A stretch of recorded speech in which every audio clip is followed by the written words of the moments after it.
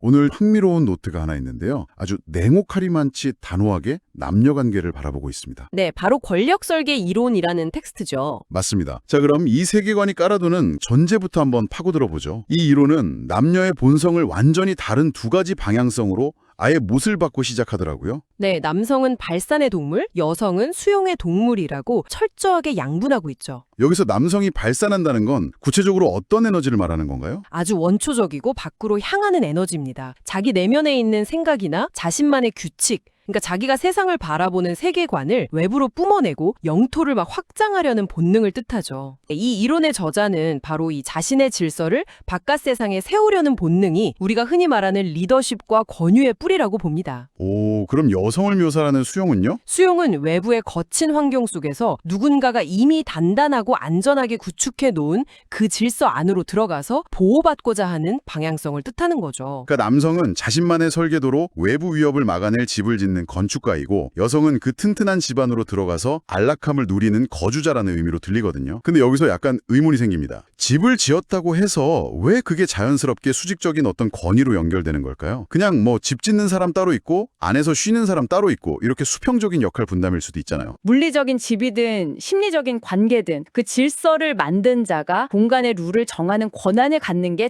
자연법칙이라는 논리죠. 거주자는 그 집이 제공하는 안전이라는 엄청난 혜택을 누리잖아요. 그 대가로 집을 지은 건축가의 세계관, 그 질서에 순응한다는 겁니다. 무력 지배가 아니라 보호와 안전을 담보로 권위가 정당성을 획득하는 메커니즘인 거죠. 원문을 보니까 이 메커니즘을 설명할 때 되게 강렬한 비유를 하나 쓰더라고요. 바로 색칠이라는 표현인데요. 남자의 색깔이 여자에게 입혀지는 상태를 가장 이상적인 양과 음의 조화라고 부르던데 사실 저는 이거 읽으면서 갸우뚱했거든요. 아니 현대적인 관점에서 보면 누군가의 색깔로 내가 막 더 칠해진다는 건 내 고유의 색을 잃어버리는 일종의 억압 아닌가요? 나쁘게 말하면 약간 가스라이팅처럼 들릴 수도 있고요. 여기서 정말 흥미로운 점은 현대 평등주의적 관점에서는 충분히 그렇게 느낄 수 있다는 겁니다. 하지만 이 이론의 닫힌 세계관 안으로 들어가 보면 이건 일방적인 억압이 아니에요. 굉장히 무거운 책임이 오가는 상호 보완적인 교환입니다. 남성이 주도권을 쥐고 자기 색깔로 칠한다는 건 그냥 내 마음대로 다 통제하겠다는 뜻이 아닙니다. 자기가 입힌 그 색채가 바래지지 않도록 외부의 기바람으로부터 끊임없이 그 공간을 방어하고 책임져야 한다는 아주 무거운 짐을 기꺼이 짊어지는 행위인 거죠. 반대로 여성 입장을 볼까요? 텍스트는 여자가 기꺼이 그 색에 물들 때 오히려 깊은 안정감을 느낀다고 명시합니다. 누군가의 색에 온전히 덮인다는 건 더 이상 거칠고 위험한 세상에 나가서 스스로 자기 색을 방어하거나 막 고군분투하면서 증명할 필요가 없어졌다는 뜻이니까요. 완벽한 보호막 안으로 들어간 거죠. 아, 막 일상적인 데이트나 연애 같은 예시를 들어보면 확 와닿겠네요. 뭐 데이트 코스 짤 때나 아니면 뭐 결혼해서 가계부 합치고 자금 계획 세울 때 남자가 자기 주도하에 막 엑셀까지 켜가면서 확고하게 룰을 세웠다고 쳐보죠. 여자 입장에서는 당장 내 취향이 100% 반영 안 돼서 좀 답답할 수는 있지만 이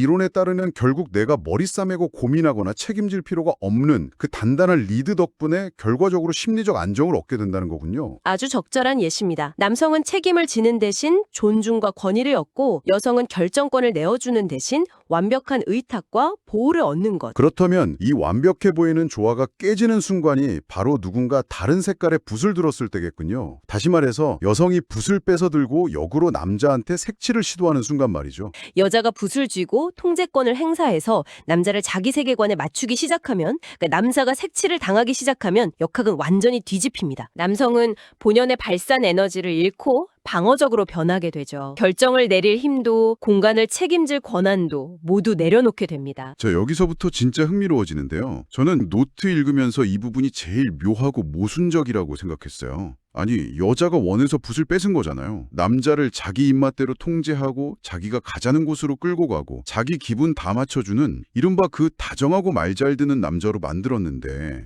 근데 원문은 왜 여자가 통제권을 쥐고 나면 결국 그 남자를 경멸하게 될 거라고 단언하는 걸까요? 자기가 이겼고 원하는 대로 남자가 바뀌었으면 행복해야 하는 거 아닌가요? 바로 그 지점에서 표면적인 욕구와 심연의 본능이 정면으로 충돌하는 역설이 발생합니다. 여성은 표면적인 자아로는 당연히 주도권을 원해서 싸우고 붓을 뺏었을지 모릅니다. 하지만 이 세계관이 전제하는 여성의 가장 깊은 무의식, 그 뼛속 깊이 자리 잡은 본능적 욕구는 강력한 질서 안에서 보호받고 싶다는 거거든요. 내가 마음대로 주무를 수 있고 나한테 완전히 잡아먹힌 나약한 남자에게서는 그 본능이 갈구하는 압도적인 보호자의 느낌을 절대 받을 수가 없죠. 결국 여성은 자기가 남자를 통제해놓고도 자기가 스스로 무너뜨린 그 건의 없는 남자한테서 안도감을 못 느끼니까 극도의 불안에 빠지게 됩니다. 이 무의식적 불안감이 상대를 향한 환멸과 경멸로 이어진다는 게 이 텍스트의 설명입니다. 듣고 보니까 주변에서 은근히 자주 보이는 씁쓸한 커플 모습이 막 떠오르네요. 여자가 모든 걸 결정하고 쥐고 흔들면서 너는 남자가 돼서 왜 이렇게 줏대가 없어? 알아서 좀 할 수 없어? 이러면서 계속 화를 내는 상황이에요. 네, 사실 그 남자가 주도권을 내려놓게 만든 건 끊임없이 남자의 방식에 태클을 걸고 붓을 뺏었던 여성 본인인데도 말이죠. 맞아요. 원문 보니까 이런 결말을 가리켜서 주도권 뺏기고 껍데기만 남은 호구 남자랑 보호막을 잃은 불안감에 시달리는 히스테릭해진 여자의 조합이라고 부르더라고요. 각자의 생물학적이고 심리적인 본능을 서로가 전혀 채워주지 못하는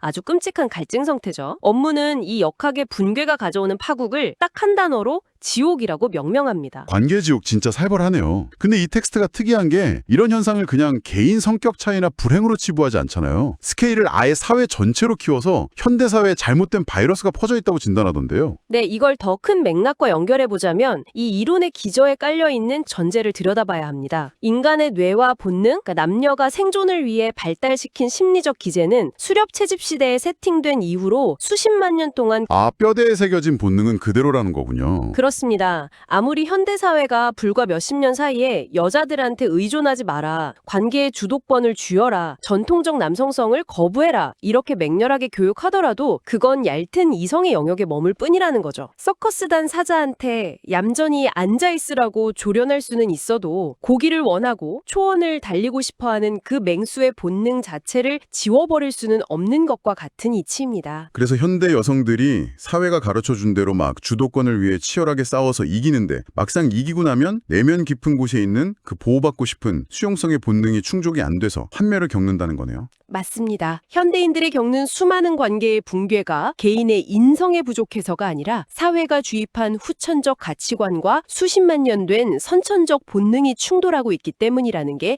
이 텍스트의 결론입니다. 개인의 가치관이나 트렌드가 어찌됐든 간에 이 발산과 수용이라는 거대한 자연의 법칙을 거스르면 관계라는 건물은 무조건 붕괴한다는 선언이네요. 오늘 저희는 아주 견고하고 타협 없는 세계관 하나를 뼈대부터 지붕까지 샅샅이 분해해 보았습니다. 남성의 발산과 여성의 수용, 이 철저히 양분된 역할 분담 속에서 남자가 책임의 붓을 들 때만 관계가 평온하고 여자가 붓을 뺐으면 결국 지옥에 빠진다는 권력 설계 이론이었죠.